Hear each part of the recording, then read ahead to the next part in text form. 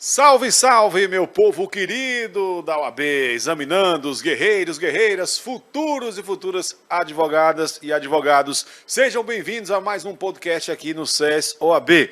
É sempre um prazer falar para vocês, é sempre bom a gente interagir nesse momento aí que você está se concentrando já, quem vai fazer a primeira fase do 41º exame de ordem, que já vai ser no mês que vem, né, faltando aí praticamente 30 dias para a prova, você dá uma pausa aí nos seus estudos para acompanhar a gente aqui, que também tem dica, tem assunto bacana. E hoje eu tenho o prazer de receber aqui em nosso podcast o queridíssimo professor Eduardo Gomes, ele que ensina Direito Civil aqui no SES OAB e que é um professor que está começando a sua história aqui no SES.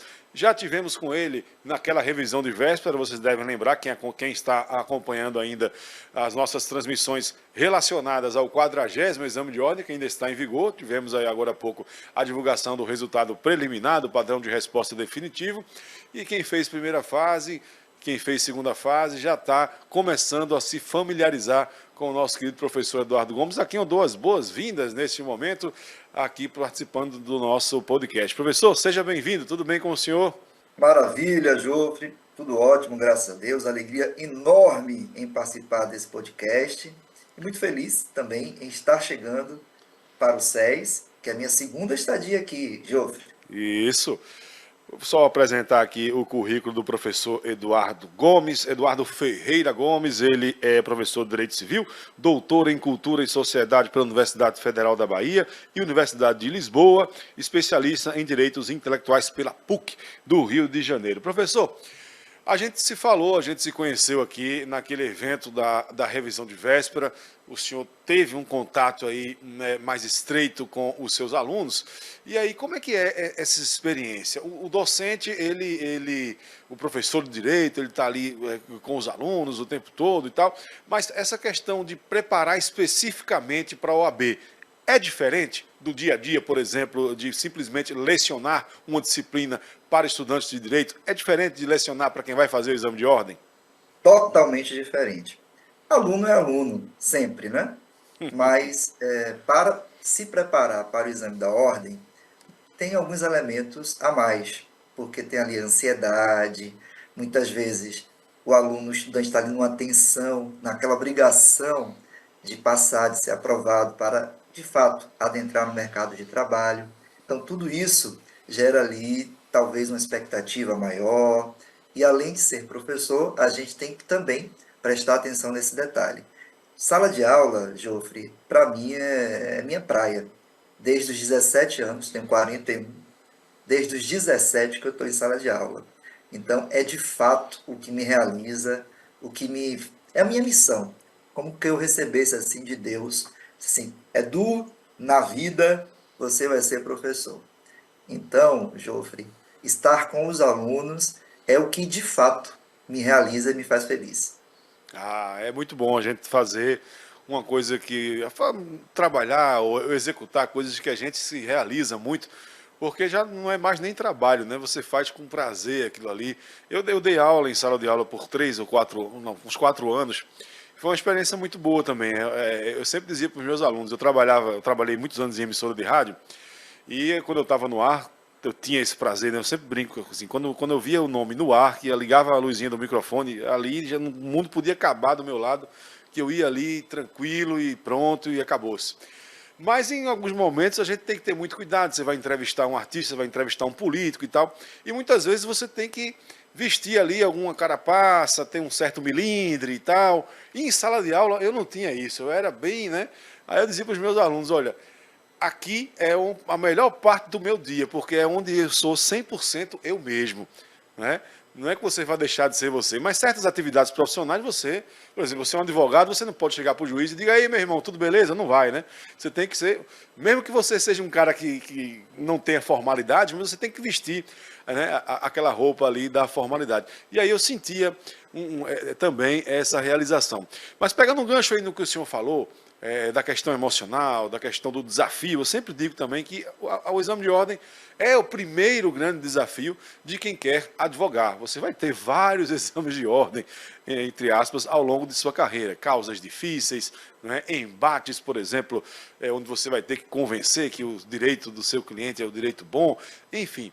Mas esse desafio mexe de fato com o lado emocional e não deixa de ser um fator de dificuldade, porque o sujeito passa ali 5 anos e de repente vê a possibilidade, é como se aqueles 5 anos não foram, ele não conseguiu lograr o êxito para se tornar advogado. Então, para o professor de OAB, esse é um ponto chave que ele também precisa trabalhar, não é isso?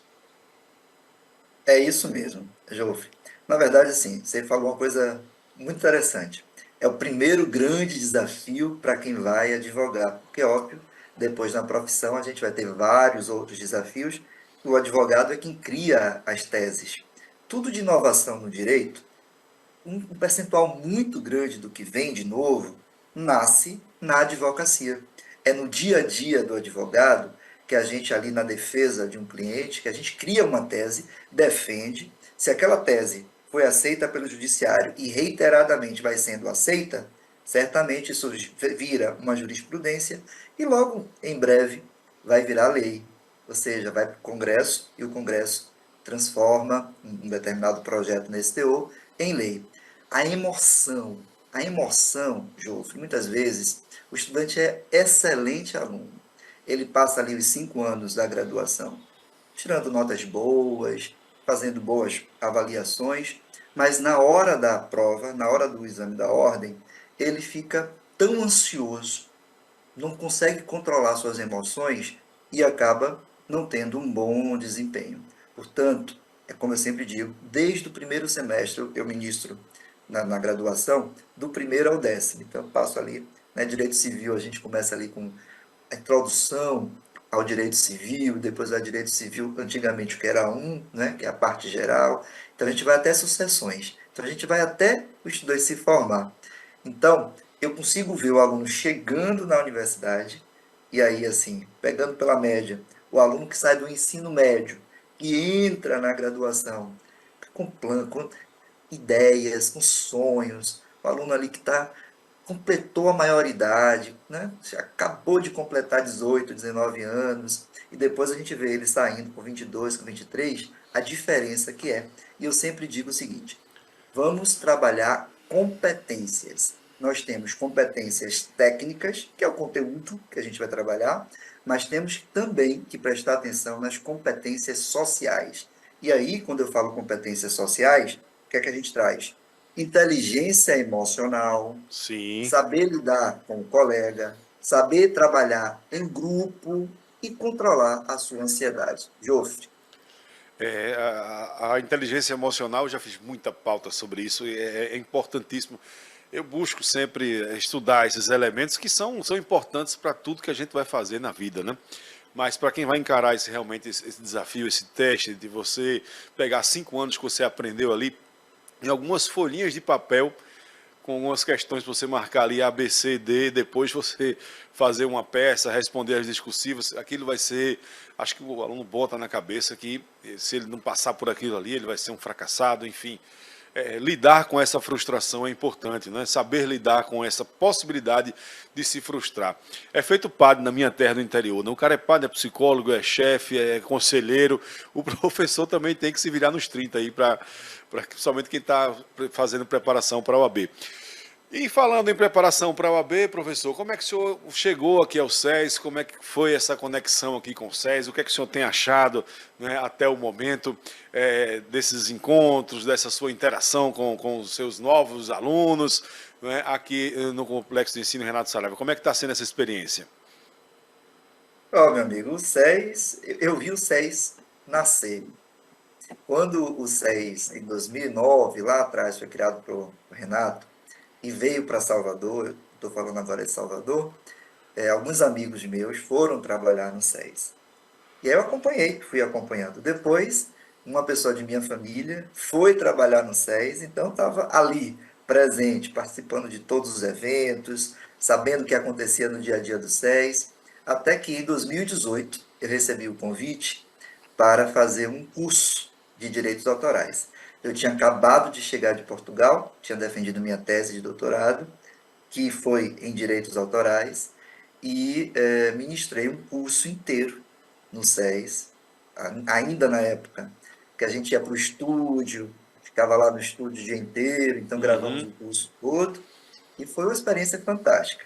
E aí passou, e no final do ano passado, em novembro, eu recebo uma ligação de Renato, me convidando para integrar a equipe da OAB. Então, fiquei felicíssimo, o sim foi imediato, porque eu já me sentia parte do SES, né? Conhecia a sua história toda, então fiquei muito feliz e começamos esse ano, portanto, aí no preparatório da OAB, primeira e segunda fase, para minha grande alegria, e foi exatamente o que eu já sabia, o que eu conhecia. A equipe do SES é a equipe de primeira linha, e de primeira linha em todos os aspectos. Os professores, a equipe de produção, você, Jofre, Muito nosso obrigado. querido Jofre, toda a equipe. Então, me senti muito acolhido, estou me sentindo muito feliz e tudo funcionando redondo, perfeitamente. Bacana, professor. Agora, um pouquinho da sua vivência pessoal. O que ele fez enveredar, por exemplo, para o direito civil? A gente, eu sempre comparo assim, o direito com a medicina, por exemplo. Você tem um médico, mas fala com o seu médico, sim, mas o meu médico ele é gastro, e o meu problema é no coração. Enfim, ele é médico, mas ele vai naquele ponto ali onde ele se especializou. E tem um monte de opções, assim como também no direito, né? O que é que fez o senhor seguir para o direito civil? Excelente pergunta, José. Na verdade, você está me ouvindo? Tô ouvindo. Deu uma mudada aí no áudio, ficou mais abafado um pouquinho, mas eu tô lhe ouvindo. Pode continuar. Posso continuar? Pronto, Perfeito. pronto, voltou ao normal agora. Pode continuar, professor. Maravilha. É o seguinte, a minha história com o direito civil é um pouco longa. Mas O nós temos direito, tempo, fique à vontade. tá tudo bem. O direito foi minha segunda graduação. Quando eu tinha 17 anos, eu estava em dúvida se o que é que eu iria fazer. Meu pai era engenheiro e minha mãe professora. Minha mãe dedicou a vida inteira dela ao magistério. Então, 60 anos de magistério. Em 84, né, ficou uma grande parte de sua vida na ativa. E assim, a minha memória, Jofre, mais remota é eu sentado numa sala de aula, um cantinho lá do fundo, com 3 anos, fazendo desenhos, e minha mãe lá na frente dando aula. Então aquilo ali ficou no meu imaginário, na minha mente e no meu pensamento. E eu sempre pensava assim, quando crescer, quero ser igual à minha mãe. Mas aí fui crescendo, na influência de meu pai, e fiquei, serei professor ou engenheiro? Com 17 anos, estava nessa dúvida, É um dilema, né? pensei, é um dilema, É. pensei em fazer física para ser professor, porque eu gostava muito de matemática, física. E aí teve um simulado no colégio que eu estudava, naquela época, né? Estou falando do ano 2000, os colégios concorriam muito, e quem aprovava mais, quem aprovava nos melhores cursos. E nesse simulado, eu coloquei física. Aí o diretor me chamou e disse assim, olha, física não é um curso bom, faça engenharia elétrica, que tem curso de física. Aí eu acabei me inscrevendo em engenharia elétrica por influência desse diretor e por influência de meu pai.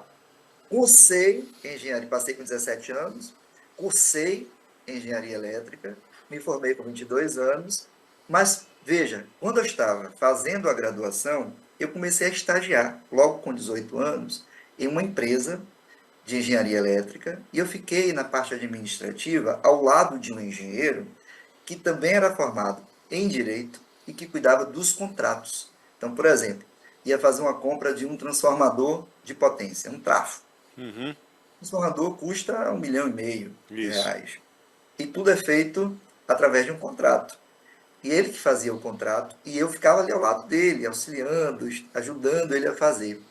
Pouco a pouco, eu fui entrando nessa área aí do contrato, verificando, aí ia para o jurídico, aí eu ia lá levar o contrato no setor jurídico, então tinha contato com os advogados e comecei a me encantar com aquele mundo jurídico, aquelas discussões, o que se falava. Eu comecei a entender, eu disse, olha, contrato. Aí comecei a perceber ali, nesse ambiente empresarial, e aí fazendo um vínculo com o direito trabalhista, porque no ambiente empresarial é muito forte, com o direito tributário, que no ambiente empresarial é muito forte, com o próprio direito empresarial. Não deu outra. Me formei em engenharia. No dia seguinte, comecei um novo curso que foi direito. Então, comecei direito já sabendo que eu queria atuar neste ambiente empresarial, aí dos negócios, dos Uhum. contratos, do próprio direito empresarial e fui trilhando depois toda a minha carreira nessa área. Então, já desde o início, eu entrei, Jô, para atuar na área civil. Ah, então já estava ali, né? É engraçado quando o senhor falou aí, ficou passando um filme aqui na minha cabeça de quando eu tinha 13 para 14 anos. Minha família é do interior, então no interior só existe três profissões, né? Ou o cabo é doutor, é médico, ou ele é advogado, ou ele é engenheiro. Só tem essas três. Se ele, fora disso, o cabo é professor, enfim, policial e tal, mas profissão mesmo para você ir fazer uma faculdade, um negócio, só tem essas. Então, eu não sei quanto é 2 mais 2, eu tenho que pegar os dedos e contar. Então, matemática, para mim, área de exatas, fora de questão, né? Medicina, meu Deus do céu, se eu ver um mercúrio cromo, eu já estou engoiando, tô quase desmaiando. Imagine você ver sangue, essas coisas. Então, para mim, já não tinha a menor condição. Aí eu pensei, pô, vou ter que ser advogado, né? O único jeito é ser advogado. Então eu cresci com essa ideia de ser advogado. Eu vim me decidir mesmo pelo jornalismo, que era algo que estava, às vezes você tem aquele lado, mas você não percebe, né? Tem que ter essa experiência. Por exemplo, você é um engenheiro elétrico, mas percebeu ali naquele convívio que tinha também essa aptidão para o direito. E aí eu tive um professor de educação física, quando eu sempre fui assim, gordinho e tal, então eu tinha maior dificuldade de fazer educação física. E no meu tempo, a educação física era uma disciplina obrigatória no colégio, não sei se ainda é hoje, e você tinha que No meu fazer aqui, também. né? E aí ele tinha lá, o professor ele avaliava, de acordo, por exemplo, você vai ter 1 minuto para fazer X, esse exercício aqui. E ele contava quantos você fez, ficava lá contando do lado, parecia um teste militar. E na minha sala tinha muitos atletas, que tinha os caras que jogavam futebol no time do colégio, basquete e tal. Então, em 1 minuto, enquanto eu fazia 3 flexões, o cara lá que jogava vôlei, ele fez 25. E ele fazia uma média, né, aritmética, para chegar no número ideal que você. Ó, a média da turma foi 7, você só fez 3. Você vai ser reprovado. E aquilo mexeu muito comigo, porque eu ficava invocado. Disse, mas como é que pode? Isso é injusto. Não pode ser assim. Aí eu, andando a cavalo um dia, machuquei a perna, enganchou meu pé numa cerca, lá no interior, e aí eu tive um problema na perna, eu estava em fase de formação ainda, tinha muita cartilagem, não era osso completo ainda, sei lá, uma parte lá do fêmur, não me lembro agora, e o médico me deu um atestado, só vai ficar 3 meses sem fazer esforço físico. Aí eu digo, e a aula de educação física, eu posso fazer, eu preciso fazer, doutor? Não, está liberado a educação física. Eu digo, graças a Deus, agora eu vou pegar esse papel aqui e mostrar àquele professor que ele não pode mais ficar. E aí eu cheguei todo animado, né? Olha aqui, ó, não vou mais fazer exercício não. Aí ele disse, pois não, hoje a aula ia ser sobre vôlei. Você vai para a biblioteca, que naquele tempo a gente não tinha essa facilidade de internet, de computador. Vá para a biblioteca, pegue lá uns 4 ou 5 livros de vôlei. Está aqui, me dê um maçaroco de papel. Eu quero 20 páginas. Você vai escrever tudo que você descobrir lá sobre vôlei. Regra, histórico, quem inventou, quem deixou de inventar, destaques. E aí eu saí dali chateado, mas é quando eu cheguei na biblioteca que eu comecei a ler. E diante do que eu lia, na minha cabeça eu passava para o papel, eu digo, oxente, eu quero trabalhar com isso. Né? Fui fazendo isso. E aí é uma experiência de vida onde você acha que não tem nada a ver, você acaba sendo definitivo na sua vida. Isso aconteceu com o senhor numa graduação que não tinha nada a ver, mas voltando para o lado dos alunos do direito, às vezes você entra porque eu quero ser advogado penalista, porque é o que ganha mais, porque já recebe antecipado do cliente para poder. Mas dentro da faculdade pode acontecer um start desse e ele fazer uma área totalmente diferente? Pode e é muito comum. Na verdade, quando o estudante chega, e aí nós temos perfis. Né? Eu já falei aqui do perfil do aluno que entra na universidade logo na sequência do ensino médio. esse é um perfil. É um perfil, aquele aluno que ainda é imaturo, que tem muitos sonhos. Então ele chega lá, ele já chega no primeiro dia, ele já vai de, o homem já vai de terno, a mulher já vai de terninho, É já, verdade. Tem esse meme, né? já- Do aluno de direito, né? Tem assim, o aluno no 10º período, ele tá lá com a camisa social, aí, o advogado, ele tá de chinelo, às vezes na praia, num momento de folga, aí, aluno do primeiro dia de aula, todo de paletó, gravata, né? isso. Aí aprende ali meia dúzia de termos em latim, aí já começa a falar. Isso é muito nítido nas apresentações, já Isso. vai com linguajar mais rebuscado, e ele vai indo, vai indo. Então, à medida que ele vai se amadurecendo na sua graduação, aí ele vai conhecendo os componentes curriculares, ele vai tendo ali um namoro, uma paquera. É muito comum o estudante gostar de direito penal, porque, né, realmente você fala de crime, direito penal que é a última E ratio tá muito do. assim, a gente, por exemplo, permita-me, professor, o direito penal, ele tá muito no cinema, né? A gente vê muito, né, filmes assim, históricos. Se você fechar o olho aqui, você é capaz de dizer 3, 4, 5 filmes onde tem aquelas cenas clássicas de julgamento que no final o advogado vai lá e tem uma tese mirabolante e salva o camarada que ia ser condenado, ou então aquele condenado que injustamente ia ser absolvido, ele vai lá e descobre um fio de cabelo no ovo e transforma numa peruca e aquela peruca estava na cena do crime. Pronto. É mais ou menos por aí, né? É exatamente isso, Jofre. É mais apelativo e tem o Isso. cinema. Agora, É, só uma observação. O cinema, quando nós vemos ali o direito penal, normalmente é o cinema dos Estados Unidos. E o justo. direito penal lá é totalmente Totalmente diferente do diferente do nosso, nosso aqui. Muito bem do lembrado. nosso A gente aqui. aqui tem muita influência do direito europeu, né?